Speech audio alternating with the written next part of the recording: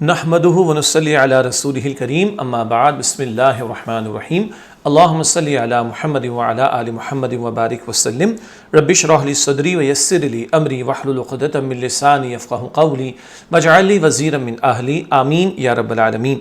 عزیز طلباء و طالبات، محترم حضرات و خواتین، السلام علیکم ورحمۃ اللہ وبرکاتہ۔ مطالعہ قرآن حکیم برائے طلباء و طالبات کا حصہ دوم یعنی پارٹ 2، اس کا آن لائن کورس کا سلسلہ جاری، اور آج انشاءاللہ لیسن پلان کے مطابق ہماری جو سیشن نمبر ہے، کلاس نمبر ہے، وہ 56 ہے۔ آج انشاءاللہ ہم سورۃ طارق کا مطالعہ کریں گے، لیسن نمبر 56 سورۃ طارق۔ اس سورت کا شان نزول اور تعارف، پھر ساتھ ساتھ اس کا ترجمہ، تشریح اور علم و عمل کی باتیں، ان سب پر کلام ہوگا۔ اور صفحات جو کتاب کے آپ کے سامنے ہیں وہ ہیں 193 اور 194۔ بک 2 ہے، پیج نمبر 193 اور 194 کا انشاءاللہ آج ہم مطالعہ کر رہے ہیں۔ تو آئیے اپنے سیشن کو اور آج کے لیسن کو باقاعدہ شروع کرتے ہیں، اور ہمیشہ کی طرح سب سے پہلے مقاصد مطالعہ آپ کی خدمت میں پیش کرتے ہیں۔ لرننگ آؤٹ کم، کن کن امور پر کلام ہوگا، کن کن باتوں کو ہم مزید سیکھیں گے انشاءاللہ۔ سورہ طارق کے حوالے سے مقاصد مطالعہ، پہلا نقطہ، الطارق سے کیا مراد ہے؟ سورت کا نام ہی الطارق ہے۔ نمبر 2، انسان پر محافظ مقرر کرنے کا کیا مطلب ہے؟ وہ کون محافظ ہیں جو مقرر کیے گئے؟ نمبر 3، انسان کو دوبارہ زندہ کیے جانے کی کیا دلیل دی گئی ہے؟ بہت ساری دلیلیں قرآن حکیم میں مرنے کے بعد کی زندگی کے بارے میں دی گئی، یہاں بھی انسان کو دوبارہ زندہ کیے جانے کی ایک دلیل دی گئی ہے، وہ کیا ہے اس کو بھی سیکھیں گے۔ چوتھا نقطہ ہے کہ روز قیامت انسان کے کن رازوں کو ظاہر کیا جائے گا؟ بہت سے راز سینوں میں ہوتے ہیں، دوسروں کو نہیں پتہ ہوتے، اللہ وہ راز ظاہر کرے گا، کب اور کس انداز سے، اس پر بھی بات ہوگی۔ اگلا نقطہ مقاصد مطالعہ کے ذیل میں پانچواں نقطہ ہے، قرآن حکیم کے فیصلہ کن ہونے کا کیا مطلب ہے؟ یہ فیصلہ کن ہے، حتمی بات ہے، ڈیسائسو ورڈ ہے۔ اس حتمی بات ہونے اور فیصلہ کن ہونا قرآن کا، اس سے کیا مراد ہے، اس پر بھی بات ہوگی۔ نمبر 6، حدیث پاک میں قرآن حکیم کی کیا عظمت بیان کی گئی ہے، اس پر بھی بات ہوگی۔ اور ساتواں نقطہ ہے، اہل ایمان کو کفار کی سازشوں کے خلاف کیا تسلی دی گئی؟ اہل ایمان کو کفار کی سازشوں کے خلاف اور اس کے مقابلے میں اللہ تعالیٰ کی طرف سے کیا تسلی عطا ہوئی، اس پر بھی کلام ہوگا انشاءاللہ۔ اس کے بعد چلتے ہیں سورہ طارق کے حوالے سے ربط سورت کو سمجھتے ہیں، یعنی گزشتہ سورۃ البروج کا مطالعہ مکمل ہوا، اب سورۃ الطارق، ان دونوں صورتوں کا آپس میں کیا ربط اور تعلق ہے؟ سورۃ البروج کے آخر میں ارشاد ہوا کہ جو لوگ اللہ سبحانہ و تعالیٰ کے ارشادات اور قیامت کو جھٹلاتے ہیں، اللہ سبحانہ و تعالیٰ ان کا احاطہ کیے ہوئے ہے۔ یہ جھٹلانے والے اللہ کے علم اور اس کی قدرت سے باہر تو نہیں، اللہ نے ان کو اپنے احاطے میں لے رکھا ہے، اللہ نے ان کو گھیر رکھا ہے۔ سورۃ الطارق میں نجم ثاقب کی قسم کھا کر بتایا گیا ہے کہ اللہ سبحانہ و تعالیٰ نے ہر نفس پر نگران مقرر کر رکھے ہیں، اور جو شخص قیامت کا انکار کرتا ہے اسے اپنی تخلیق پر غور کرنا چاہیے، جو اس بات کا ثبوت ہے کہ جس رب نے انسان کو عدم یعنی نہ ہونے سے وجود بخشا ہے، وہی رب قیامت کے دن انسان کو دوبارہ زندہ فرمائے گا۔ بہت جملہ طویل ہو گیا، تو تھوڑا تھوڑا کر کے اس کو سمجھتے ہیں۔ سورہ بروج کے آخر میں کیا تھا؟ جو لوگ جھٹلاتے ہیں، انکار کرتے ہیں حق کا، اللہ نے ان کا احاطہ کر رکھا ہے۔ سورہ طارق میں نجم ثاقب کی اللہ نے قسم بیان فرمائی، اس پر آگے کلام ہوگا کہ نجم ثاقب سے کیا مراد۔ اللہ نے ہر انسان پر، ہر نفس پر محافظ مقرر کیے، ہمارے اعمال لکھے جا رہے ہیں، سب کچھ ریکارڈ تیار ہو رہا ہے، اور جو شخص انکار کرتا ہے قیامت کا، وہ اپنے اوپر غور کر لے۔ انسان نہیں تھا، عدم سے مراد نہ ہونا، انسان نہیں تھا تو اللہ نے اسے بنا دیا، تو دوبارہ بنانا، انسان کو دوبارہ پیدا کر دینا اللہ تعالیٰ کے لیے کوئی مشکل بات نہیں ہے۔ یہ نقطہ سورہ طارق میں آئے گا انشاءاللہ۔ مزید ربط یہ ہے کہ دونوں صورتوں میں قرآن حکیم کی شان بیان فرمائی گئی ہے، جس کا حاصل یہ ہے کہ اس کلام کو جھٹلانے، ہنسی مذاق کرنے اور اس کے ماننے والوں کے خلاف چالیں چلنے کے بجائے اس پر ایمان لا کر اس کی تعلیمات پر عمل کرنا چاہیے۔ بڑی اہم بات آ رہی، سورہ بروج میں بھی قرآن کریم کی عظمت کا بیان، سورہ طارق میں بھی قرآن کریم کی عظمت کا بیان، اور بتایا جا رہا ہے کہ جھٹلاؤ مت، ہنسی مذاق نہ بناؤ قرآن کا، اور جو قرآن کو مانتے ہیں ان کے خلاف سازشیں نہ کرو، بلکہ اس قرآن پر ایمان لا کر اس کی تعلیمات پر عمل کرو۔ یہ جھٹلانے والے، انکار کرنے والے کافروں کو سبق دیا جا رہا ہے۔ سورۃ البروج میں قرآن مجید، عظمت والا قرآن، اور سورۃ الطارق میں لقول فصل، فیصلہ کن کلام کے الفاظ سے قرآن حکیم کی بلند شان بیان کی گئی۔ سورہ بروج میں قرآن مجید کو عظمت والا قرآن کہا گیا، اور سورہ طارق میں فیصلہ کن کلام کہا گیا، گویا دونوں صورتوں میں قرآن حکیم کی عظمت کو بیان کیا گیا ہے۔ اس کے بعد اگلا بیان جو ہے وہ شان نزول اور تعارف کا، کس پس منظر میں صورت آتی ہے، یا کچھ آیات آتی ہیں یا صورت کے مضامین، اس کو ہم شان نزول اور تعارف میں بیان کرتے ہیں۔ یہ صورت نبی کریم صلی اللہ علیہ وآلہ وسلم پر مکی زندگی کے درمیانی دور میں نازل ہوئی۔ اس صورت کے آغاز میں اللہ سبحانہ و تعالیٰ نے آسمان اور رات کو نکلنے والے ستارے کی قسم بیان فرما کر انسان کو اس حقیقت سے آگاہ کیا کہ وہ اس دنیا میں بیکار پیدا نہیں کیا گیا، اسے بہت قدرت رکھنے والے اللہ سبحانہ و تعالیٰ نے پیدا فرمایا ہے۔ اللہ سبحانہ و تعالیٰ ہی اسے موت کے بعد دوبارہ زندہ فرمائے گا اور اس کے اعمال کا حساب لے گا۔ پھر اللہ سبحانہ و تعالیٰ نے قسم فرما کر قرآن حکیم کی عظمت بیان فرمائی۔ سورت کے آخر میں رسول اکرم صلی اللہ علیہ وآلہ وسلم کو تسلی دی گئی کہ آپ صلی اللہ علیہ وآلہ وسلم کفار کی سازشوں سے پریشان نہ ہوں۔ یہ مضامین ہیں جو صورت میں ہمارے سامنے آئیں گے کہ انسان بیکار نہیں پیدا کیا گیا، مقصد دے کر اللہ تعالیٰ نے اسے بھیجا۔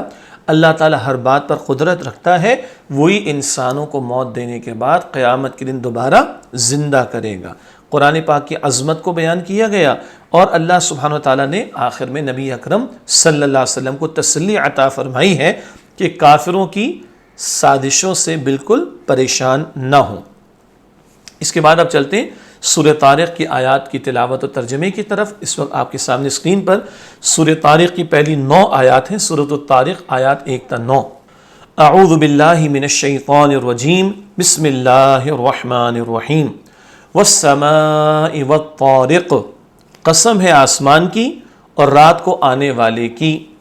وما ادراک ما الطارق، اور آپ کو کیا معلوم کہ رات کو آنے والا کیا ہے۔ النجم الثاقب، وہ چمکتا ہوا ستارہ ہے۔ ان کل نفس، کوئی شخص ایسا نہیں، لما علیہا حافظ، جس پر کوئی محافظ نہ ہو۔ فَلْيَنظُرِ الْإِنسَانُ، لہذا انسان کو غور کرنا چاہیے کہ مما خلق، وہ کس چیز سے پیدا کیا گیا ہے۔ خلق من ماء دافق، وہ ایک اچھلتے ہوئے پانی سے پیدا کیا گیا ہے۔ یخرج، جو نکلتا ہے، من بین الصلب والترائب، پیٹھ اور سینے کی ہڈیوں کے درمیان سے۔ انہ علی رجعہ لقادر، بے شک اللہ اسے لوٹا دینے پر یقیناً قادر ہے۔ یوم تبلی السرائر، جس دن سب راز ظاہر کر دیے جائیں گے۔ اس کے بعد سورۃ الطارق کی آیات 10 تا 17۔ فما لہ من قوت، پھر اس وقت اس انسان کے پاس نہ کوئی قوت ہوگی، ولا ناصر، اور نہ کوئی مددگار۔ والسماء ذات الرجع، قسم ہے آسمان کی جو بار بار بارش لانے والا ہے۔ والارض ذات الصدع، قسم ہے زمین کی جو پھٹنے والی ہے۔ انہ لقول فصل، یقیناً یہ قرآن ایک فیصلہ کن کلام ہے۔ وما هو بالہزل، اور یہ ہنسی مذاق نہیں ہے۔ انہم یکیدون کیدا، بے شک وہ کافر چال چل رہے ہیں۔ وَأَكِيدُ كَيْدًا، اور میں بھی ایک خفیہ تدبیر کر رہا ہوں۔ فَمَهِّلِ الْكَافِرِينَ، تو آپ صلی اللہ علیہ وآلہ وسلم کافروں کو مہلت دیجئے۔ أَمْهِلْهُمْ رُوَيْدًا، تھوڑی سی مہلت۔ یہ الحمدللہ سورہ طارق کی آیات کی تلاوت و ترجمے کا اہتمام ہوا۔ اب آپ کے علم ہے کہ ہر آیت کی مختصر تشریح آپ کے سامنے رکھیں گے۔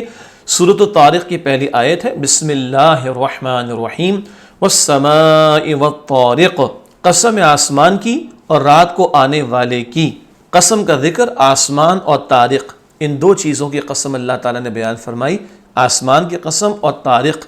اب طارق کیا ہے، یہی سوال اگلی آیت میں ہے۔ آیت نمبر 2، وما ادراک ما الطارق، اور آپ کو کیا معلوم کہ رات کو آنے والا کیا ہے۔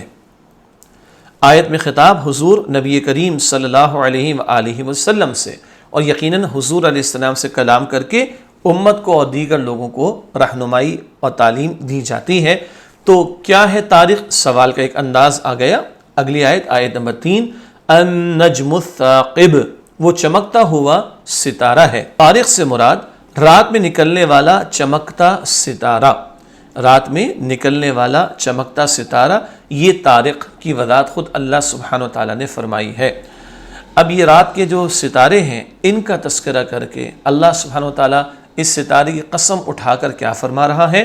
آیت نمبر 4، ان کل نفس لما علیہا حافظ، کوئی شخص ایسا نہیں جس پر کوئی محافظ نہ ہو۔ آیت میں انسان کے حوالے سے مذکور ایک حقیقت کا بیان، اللہ سبحانہ وتعالیٰ نے ہر انسان پر محافظ فرشتہ مقرر کیا ہوا ہے۔ یہ حقیقت اس مقام پر اللہ سبحانہ وتعالیٰ نے بیان فرمائی۔ پچھلی بات تھی تاریخ کے حوالے سے، یہ ستاروں کا آنا اور ان کا چلے جانا یہ اللہ کے حکم سے ہے۔ ستاروں کی یہ گردش، ستاروں کا یہ نظر آنا، ستاروں کا یہ ڈوب جانا سب اللہ تعالیٰ کے علم میں ہے۔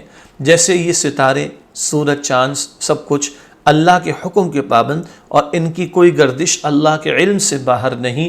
اسی طرح لوگوں کے اعمال ہوں، اقوال ہوں، وہ کیا کہہ رہے ہیں، وہ کیا کر رہے ہیں، کوئی بات اللہ تعالیٰ کے علم سے باہر نہیں ہے۔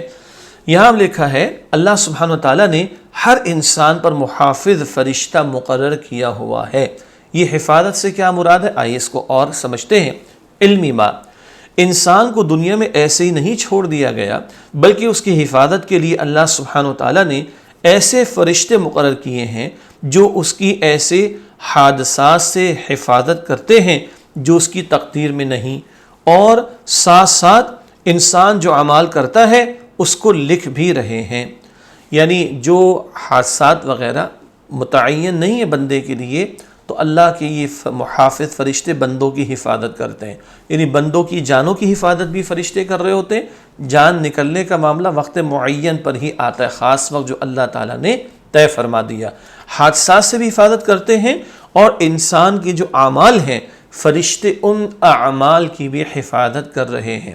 جی یاد آ گیا، سورۃ الانفطار میں ہم نے کیا پڑھا تھا، کرامن کاتبین، یہ معزز لکھنے والے ہیں، یعلمون ما تفعلون، تم جو کچھ کرتے ہو یہ اسے خوب جانتے ہیں۔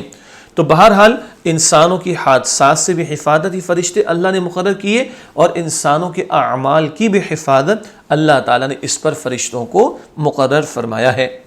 آیت نمبر 5، فَلْيَنظُرِ الْإِنسَانُ مِمَّ خُلِقَ، لہذا انسان کو غور کرنا چاہیے کہ وہ کس چیز سے پیدا کیا گیا ہے۔ یہ آیت نمبر 5 کا مفہوم و ترجمہ۔ انسان کو غور و فکر کی دعوت، اپنے مادہ تخلیق پر غور کرنے کی دعوت دی گئی ہے۔ انسان کو اللہ نے بنایا ایک قطرے کے معمولی جز سے۔ جو ابھی بچے ہیں، اسٹوڈنٹس، ان کو ذرا اور آگے بڑھیں گے تب یہ بات سمجھ آئے گی۔ باقی بات معروف ہے کہ شوہر اور بیوی کا تعلق قائم ہونا، اور اس کے نتیجے میں ایک قطرہ اور اس کے معمولی جز سے اللہ تعالیٰ انسان کو پیدا فرماتا ہے۔ اللہ کی قدرت کی شان دیکھیں، ایک قطرہ ہوتا ہے جی، جس میں آنکھ نہیں ہوتی، کان نہیں ہوتا، دل نہیں ہوتا، دماغ نہیں ہوتا، گردے نہیں ہوتے، ہاتھ نہیں ہوتے، پیر نہیں ہوتے، اللہ ناخن نہیں ہوتے، دانت نہیں ہوتے، اللہ اکبر۔ اور ایک قطرے کے معمولی جز سے اللہ ایک انسان کی تخلیق کا عمل اس کی ماں کے بطن میں کرتا ہے، اور ایک بچے کی شکل میں باہر نکل آتا ہے، اور ایک انسان بنا کر اللہ پورا اسے کھڑا کر دیتا ہے۔ انسان کو اپنی تخلیق پر غور کرنے کی دعوت، مادہ تخلیق، جس قطرے کے معمولی جز سے اللہ نے انسان کو بنایا، اس پر غور و فکر کی دعوت دی جا رہی ہے۔ آیت نمبر 6 خلق من ماء دافق، وہ ایک اچھلتے ہوئے پانی سے پیدا کیا گیا ہے۔ انسان کی تخلیق، انسان کو اچھلتے ہوئے پانی نطفے سے پیدا کیا گیا ہے۔ زیادہ تفصیل کا موقع نہیں، زوجین کا تعلق قائم ہوتا ہے اور وہ قطرہ بہت تیزی سے خارج ہوتا ہے، اس قطرے کے معمولی جز سے اللہ نے انسان کو بنایا ہے اور وہ اچھلتا ہے، بہت شدت و تیزی کے ساتھ وہ خارج ہوتا ہے، اس بات کی طرف اشارہ۔ آیت نمبر 7 یخرج من بین الصلب والترائب، جو نکلتا ہے پیٹھ اور سینے کی ہڈیوں کے درمیان سے۔ آیت میں مذکور وضاحت، اچھلتا ہوا پانی انسان کی پیٹھ اور سینے کے درمیان سے نکلتا ہے۔ اب اس میں ایک سائنٹیفک فیکٹ کی طرف بھی اشارہ ہے، وہ اچھلتا ہوا پانی انسان کی پیٹھ اور سینے کے درمیان سے نکلتا ہے۔ مختصر سا ایک نقطہ سائنٹیفک فیکٹ کے حوالے سے، آج کی میڈیکل سائنس اس حقیقت تک پہنچ گئی ہے کہ ٹیسٹس پیٹھ اور سینے کے درمیان گردوں کے قریب بنتے ہیں اور پھر انسان کی پیدائش سے کچھ پہلے مثانے میں اترتے ہیں، جبکہ ٹیسٹس کے اعصاب، نیورونز اور رگیں، بلڈ ویسلز پیٹھ اور سینے کے درمیان سے ساری زندگی جڑی رہتی ہیں۔ اب بہرحال ہم بھی میڈیکل کے اسٹوڈنٹ تو کبھی نہیں رہے، ہم نے ہمیشہ آڈٹ اور اکاؤنٹس اور فائنینس پڑھا ہے، لیکن جو لوگ میڈیکل کی فیلڈ میں ہوں گے وہ زیادہ بہتر اس کو سمجھتے ہیں۔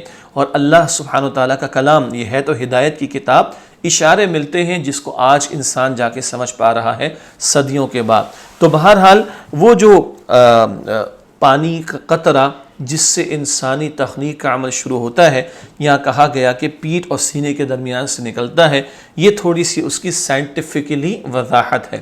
اور آج کل ہمارے اسٹوڈنٹس ماشاءاللہ ریسرچ وغیرہ بہت زیادہ کرتے ہیں اور اس کو چیک کریں گے تو اور ان کو انشاءاللہ تعالی اللہ کی عظمتوں کو سمجھنے میں سہولت ہوگی۔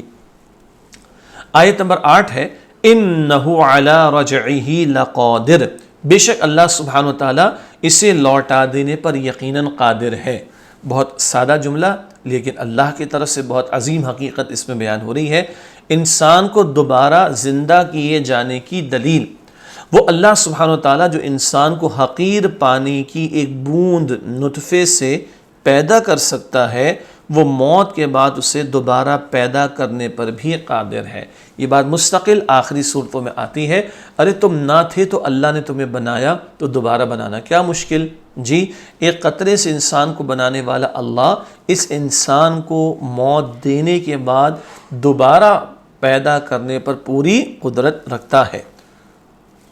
آیت نمبر 9 یوم تبلی السرائر، جس دن سب راز ظاہر کر دیے جائیں گے۔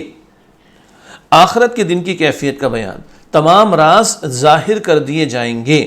یہ آخرت کا دن ہوگا، قیامت کا دن جہاں سب نے پیش ہونا ہے، سینوں کے راز بھی اللہ تعالیٰ کھول کر پیش کر دے گا۔ چنانچہ لکھا ہے یہاں رازوں سے مراد انسان کے تمام عقائد و خیالات اور نیتیں جو دل میں پوشیدہ تھیں اور دنیا میں لوگوں سے بھی مخفی رہیں، وہ سب ظاہر کر دی جائیں گی۔ کیا عقیدے تھے، کیا خیالات تھے، کیا اندر نیتیں تھیں، دنیا میں مخفی رہیں، لوگوں سے چھپی رہیں، اللہ تعالیٰ قیامت کے دن سب کو ظاہر کر دے گا، کچھ بھی پوشیدہ نہیں رہے گا، سب ظاہر کر دیا جائے گا۔ آیت نمبر 10 فَمَا لَهُ مِن قُوَّةٍ وَلَا نَاصِرٍ، پھر اس وقت اس انسان کے پاس نہ کوئی قوت ہوگی اور نہ کوئی مددگار۔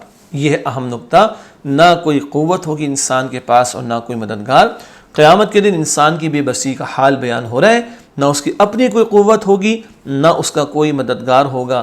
دنیا میں جو کفر پر اڑے رہے، جرائم میں مبتلا رہے، اللہ سبحانہ و تعالیٰ کی نافرمانیاں کرتے رہے، دنیا میں تو کوئی کسی کے کام آ جاتا ہے، ایسے کافروں کو کوئی کام نہیں آئے گا، ایسے کفر پر اڑے رہنے والوں کو کوئی قوت بھی نہیں میسر آئے گی اور نہ کوئی ان کو مدد دینے والا ہوگا۔ آیت نمبر 11 وَالسَّمَاءِ ذَاتِ الرَّجْعِ، قسم آسمان کی جو بار بار بارش لانے والا ہے۔ قسم کا ذکر، آسمان کی قسم بیان ہو رہی ہے، آسمان کی صفت کا بیان، بار بار بارش برسانے والا۔ اللہ تعالیٰ کا نظام ہے، بارش کا جو پورا ایک سرکل ہے جس کو ہم واٹر سائیکل کہتے ہیں، سمندر سے بخارات کا اٹھنا، آسمان پر بادلوں کی شکل اختیار کرنا، پھر ان کا پھٹنا اور وہاں سے بارش کا برسنا. تو بتایا جا رہا ہے کہ اللہ تعالیٰ قسم بیان فرما رہا ہے اس آسمان کی جو بار بار بارش برسانے والا ہے. آیت نمبر 12 وَالْأَرْضِ ذَاتِ الصَّدْعِ، قسم ہے زمین کی جو پھٹنے والی ہے. مزید قسم کا ذکر، زمین کی قسم اللہ تعالیٰ نے بیان فرمائی. زمین کی صفت کا بیان پھٹ جانے والی. بیج ڈالتا ہے بندہ، زمین کو برابر کر دیتا ہے. اللہ تعالیٰ اندر ہی اندر بیج کی جو ہے وہ آبیاری کرتا ہے، اس کی نشوونما کرتا ہے، پھر وہ کوپل کی شکل اختیار کرتا ہے، زمین پھٹتی ہے، پھر وہ فصل آتی ہے، درخت اگ آتے ہیں، اسے پھل میسر آ جاتے ہیں. یہ زمین جو پھٹ جاتی ہے یہ بھی اللہ تعالیٰ کے حکم سے. آیت نمبر 13 اِنَّهُ لَقَوْلٌ فَصْلٌ، یقیناً یہ قرآن ایک فیصلہ کن کلام ہے. قرآن کریم کی عظمت کا بیان، فیصلہ کن کلام ہے. فیصلہ کن ہونے سے کیا مراد؟ کامیابی و ناکامی کے فیصلے قرآن حکیم کے مطابق ہوں گے. جو قرآن سے جڑے اور اس کے احکامات پر عمل کرے، اس کے حقوق کو ادا کرے، وہ کامیاب ہوگا. اور جو قرآن کو بھلا دے، فراموش کر دے، انکار کر دے، رد کر دے، پس پش ڈال دے، استغفر اللہ، جو قرآن کے لیے محنت نہ کرے، قرآن کے حقوق کو نہ ادا کرے، اس کے لیے ناکامی کا معاملہ ہوگا. اللہ تعالیٰ اس ناکامی سے ہم سب کی حفاظت فرمائے. اچھا، پچھلی 2 آیات میں کیا تھا؟ بارش کا برسنا اور زمین کا پھٹنا. آسمان سے بارش برستی ہے، زمین کے اندر جہاں پوٹینشیل ہوتا ہے، یعنی کچھ استعداد و کیپیسٹی، صلاحیت ہوتی ہے، وہاں فصل اگاتی. قرآن کی بھی بارش برس رہی ہے، سبحان اللہ. اور جس کے دل میں طلب ہوگی، اس کے دل میں قرآن کی بارش سے نور آ جائے گا ایمان کا، اور پھر نیک اعمال کی فصل اگنا شروع ہو جائے گی. سمجھ آ رہی بات؟ بارش برستی ہے آسمان سے، زمین سے فصل اگنا شروع ہو جاتی ہے. یہ قرآن کی بارش برس رہی ہے. اپنے دل میں سچی طلب پیدا کرو ہدایت کی، اس قرآن سے نور ایمان ملے گا تو پھر نیک اعمال کی فصل اگنا شروع ہو جائے گی. اور قرآن کیا ہے؟ اس آیت میں ذکر ہے یہ فیصلہ کن کلام ہے. اللہ تعالیٰ نے قسم اٹھا کر یہ بات بیان فرمائی، یہ فیصلہ کن ہے. انگریزی میں کہیں گے یہ ڈیسائسو ورڈ ہے اللہ سبحانہ وتعالیٰ کی طرف سے. اور لوگوں کی کامیابی یا ناکامی یہ جڑی ہوئی ہے قرآن کے ساتھ. اگر قرآن کے ساتھ تعلق مضبوط ہے، قرآن پاک پر ایمان بھی ہو، اس کی تلاوت بھی کی جائے، اس کو سمجھا بھی جائے، اس کے احکامات پر عمل بھی کیا جائے، اس کے احکام کے نافذ کرنے کی کوشش کی جائے، اس کے پیغام کو دوسروں تک پہنچانے کی کوشش کی جائے، یہ حقوق ادا کریں گے تو انشاءاللہ کامیابی. اور ان حقوق کو ادا کرنے میں کمی کوتاہی ہے تو بڑی ناکامی کا سامنا کرنا پڑے گا لوگوں کو. عملی پہلو، ہمیں قرآنی تعلیمات کے مطابق زندگی گزارنی چاہیے. عملی پہلو ہے اس کا. فرمان نبوی صلی اللہ علیہ وآلہ وسلم، قرآن یا تو تمہارے حق میں حجت ہوگا یا تمہارے خلاف. صحیح مسلم شریف کی روایت ہے، یعنی یا تو تمہاری سفارش کرے گا اللہ کے سامنے، شفاعت کرے گا، یا تمہارے خلاف شکایت کرے گا. اس قرآن پاک کے حقوق کو ادا کریں گے، انشاءاللہ یہ شفاعت کرے گا، سفارش کرے گا. اور اگر اس قرآن کو بھلا دیں، اس سے غافل ہو جائیں، خدا نخواستہ بھلا دیں، فراموش کر دیں، غافل ہو جائیں، تو پھر کیا ہے؟ پھر قرآن شکایت لے کر کھڑا ہو جائے گا. قرآن کریم جس کے خلاف شکایت لے کر اللہ کے سامنے کھڑا ہو جائے، اس کا عالم کیا ہوگا. ایک اور حدیث شریف میں نبی کریم صلی اللہ علیہ وآلہ وسلم نے فرمایا کہ قرآن مجید فیصلہ کن کلام ہے، یہ کوئی لایعنی بات نہیں. یہ جامع ترمذی شریف کی روایت ہے. کیا بھلا؟ قرآن فیصلہ کن کلام ہے، یہ کوئی لایعنی بات نہیں ہے. ایسا نہیں کہ بیکار سمجھو اس کو، تم معاذ اللہ اس کو فراموش کر دو. نہیں، یہ زندگی موت کا مسئلہ ہے تمہارے لیے. اس سے جڑو گے تو کامیابی ملے گی، اس کو فراموش کرو گے تو ناکامی ہوگی. فرمان نبوی صلی اللہ علیہ وآلہ وسلم، بے شک اللہ سبحانہ وتعالی اس قرآن کو تھامنے کی بدولت قوموں کو عروج عطا فرماتا ہے اور اس کو نظر انداز کرنے کی وجہ سے ذلیل و خوار کر دیتا ہے. صحیح مسلم شریف کی روایت ہے. قوموں کو عروج، اور یہ مسلمانوں کی بات ہو رہی، کافروں کی تھوڑی. ماننے والے جب قرآن کو مانیں گے، مسلمان جب قرآن کو مانیں گے، اس کو تھامیں گے، اللہ عروج عطا فرمائے گا دنیا میں بھی. اور اس کو چھوڑ دیں گے، نظر انداز کریں گے تو اللہ ذلت اور رسوائی میں مبتلا کر دے گا. علامہ اقبال نے بھی کہا تھا، وہ زمانے میں معزز تھے مسلمان ہو کر، اور تم خوار ہوئے تارک قرآن ہو کر. تو یہ قرآن، اس کو تھامیں گے تو اللہ دنیا میں بھی عزت اور عروج عطا فرمائے گا. یہ فرمان نبی کریم صلی اللہ علیہ وآلہ وسلم. اگلی آیت ہے آیت نمبر 14، وما ہوا بالہزل، اور یہ ہنسی مذاق نہیں ہے. قرآن کریم کی عظمت کا مزید بیان. قرآن ہنسی مذاق یعنی معمولی شے نہیں کہ جس کو تم بس مذاق میں ٹال دو، ایسے ہی اس کو لائٹ سا لو، ہلکا سمجھو، استغفر اللہ۔ یہ فیصلہ کن کلام ہے، زندگی موت کا معاملہ ہے، کامیابی ناکامی اس کے ساتھ جڑی ہوئی ہے، یہ کوئی بیکار شے نہیں، ہنسی مذاق کی بات نہیں کہ جس کو نظر انداز کر دو، ہلکا سمجھو، فراموش کر دو۔ آیت نمبر 15، انہم یکیدون کیدا، بے شک وہ کافر چال چل رہے ہیں، کفار کی سازشیں۔ کفار نبی کریم صلی اللہ علیہ وآلہ وسلم اور حق کو جھٹلانے کے لیے طرح طرح کی سازشیں کر رہے تھے۔ یہ ہے کفار کا معاملہ، جو مخالفت کر رہے تھے، اس قرآن پاک کے خلاف سازشیں کر رہے تھے، معاذ اللہ اس کی دعوت کو روکنے کی کوششیں کر رہے تھے۔ اس تعلق سے بتایا جا رہا ہے کہ کفار بہت سازشیں کر رہے ہیں۔ آیت نمبر 16، وَأَكِيدُ كَيْدًا، اور میں بھی خفیہ تدبیر کر رہا ہوں۔ اہل ایمان کو کفار کی سازشوں کے خلاف تسلی، یہ جو سازشیں ہو رہی ہیں ان کے بارے میں حضور صلی اللہ علیہ وسلم کو خطاب فرما کر اللہ تعالیٰ ایمان والوں کو تسلی عطا فرما رہا ہے۔ اللہ سبحانہ وتعالیٰ کفار کی سازشوں کو کامیاب نہیں ہونے دے گا، اور وہ ان کی سازشوں کے خلاف تدبیر فرما رہا ہے۔ یہ چالیں چل لیں، اللہ بہترین تدبیر فرما رہا ہے، اور جب اللہ تدبیر فرمانے پر آئے تو کسی کی چال کامیاب نہیں ہو سکتی۔ یہ مسلمانوں کو تسلی عطا ہو رہی ہے نبی کریم صلی اللہ علیہ وسلم کے ذریعے۔ آخری آیت سورہ طارق کی آیت نمبر 17، فَمَهِّلِ الْكَافِرِينَ أَمْهِلْهُمْ رُوَيْدًا، تو آپ صلی اللہ علیہ وآلہ وسلم کافروں کو مہلت دیجئے، تھوڑی سی مہلت۔ یہ آیت نمبر 17 کا ترجمہ ہوا۔ آپ صلی اللہ علیہ وآلہ وسلم کی دلجوئی، آپ صلی اللہ علیہ وآلہ وسلم ان کی سازشوں کو برداشت کیجئے، اللہ سبحانہ وتعالیٰ انہیں عنقریب سخت سزا دینے والا ہے۔ تھوڑی سی ڈھیل اللہ دیتا ہے، لیکن پھر اللہ تعالیٰ پکڑ فرماتا ہے، اور ایسے کافروں کی جو اللہ کے رسول علیہ السلام اور آپ کے دین کے خلاف سازشیں کر رہے ہیں، اللہ ان کی پکڑ فرمائے گا۔ اس کی تسلی اللہ تعالیٰ نبی پاک علیہ السلام کو عطا فرما کر ان کی دلجوئی فرما رہا ہے۔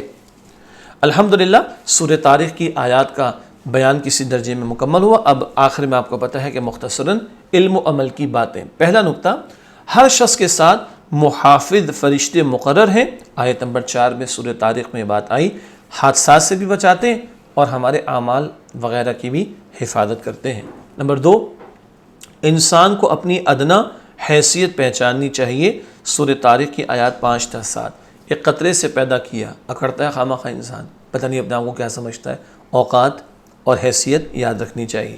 نمبر 3، جس اللہ سبحانہ وتعالیٰ نے انسان کو پہلی مرتبہ پیدا فرمایا، وہی اسے لوٹانے پر بھی قادر ہے، یعنی دوبارہ پیدا کرنے پر بھی قادر ہے۔ سورہ طارق کی آیت نمبر 8۔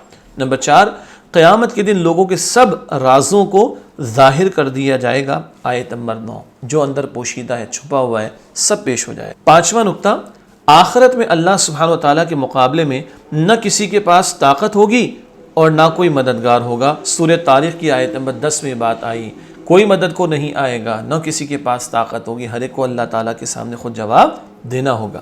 چھٹا نقطہ، ہماری کامیابی یا ناکامی کا فیصلہ قرآن حکیم پر عمل کرنے یا نہ کرنے کے اعتبار سے ہوگا۔ کون کامیاب ہوگا؟ جو قرآن سے تعلق مضبوط رکھے، اس کے حقوق ادا کرے، اور کون ناکام ہوگا؟ جو قرآن پاک سے تعلق کو مضبوط نہ کرے یا اس کو فراموش کر دے۔ آیت نمبر 13 میں بات آئی۔ ساتواں نقطہ علم و عمل کی باتوں کے حوالے سے، قرآن حکیم جس کو حق کہے وہی حق ہے، اور جس کو باطل قرار دے وہی باطل ہے۔ حق و باطل کا معیار قرآن بتائے گا، کیا حق ہے اور کیا باطل ہے۔ جو حق، قرآن جس کو حق کہے وہی حق ہے، اور قرآن جس کو باطل کہے وہی باطل ہے۔ یہ آیت نمبر 13 میں بات آئی۔ آٹھواں نقطہ ہے، قرآن حکیم کوئی ہنسی مذاق یا معمولی کلام نہیں ہے۔ آیت نمبر 14، اس کو ہلکا نہ سمجھا جائے، یہ زندگی موت اور کامیابی ناکامی سے متعلق معیار ہے، اس سے تعلق ضروری ہے۔ نواں نقطہ، کفار حق کے خلاف سازشیں کرتے ہیں۔ سورہ طارق آیت نمبر 15، یعنی ہر دور میں یہ ہوگا، یہ تسلی رکھیں، ایسا نہیں کہ کوئی مخالفت نہیں ہوگی۔ حضور علیہ السلام کی مخالفت ہوئی، تمام رسولوں کی ہوئی، اگر آج ہمارے دور میں قرآن یا دین کے خلاف کوئی سازشیں ہو رہی ہیں تو بہرحال پہلے بھی ایسا ہوتا رہا ہے۔ 10واں اور آخری نقطہ علم و عمل کی باتیں کے حوالے سے، کافروں کی سازشیں کامیاب نہیں ہوتی اور انہیں ضرور سزا ملے گی۔ سورہ طارق کی آیات 16 اور 17، یہ تسلی ایمان والوں کے لیے، ان کی سازشیں ناکام ہوں گی اور کافروں کو سزا ضرور ملے گی، دنیا میں بھی ملتی ہے، اور سب سے بڑی سزا کافروں کے لیے کہاں ہے؟ وہ آخرت میں ہے۔ یہ تسلی اللہ سبحانہ وتعالیٰ کی طرف سے عطا ہوئی۔ الحمدللہ آج ہم نے سورہ طارق کا مطالعہ مکمل کیا. اگلی نشست میں ایک اور اگلی سورہ اعلیٰ کا انشاءاللہ مطالعہ کریں گے. اللہ تعالیٰ سے دعا ہے کہ اللہ تعالیٰ میری، آپ کی، ہم سب کے تمام مسلمانوں کی مغفرت فرمائے. آمین یا رب العالمین. وآخر دعوانا ان الحمد للہ رب العالمین. والسلام علیکم ورحمۃ اللہ وبرکاتہ.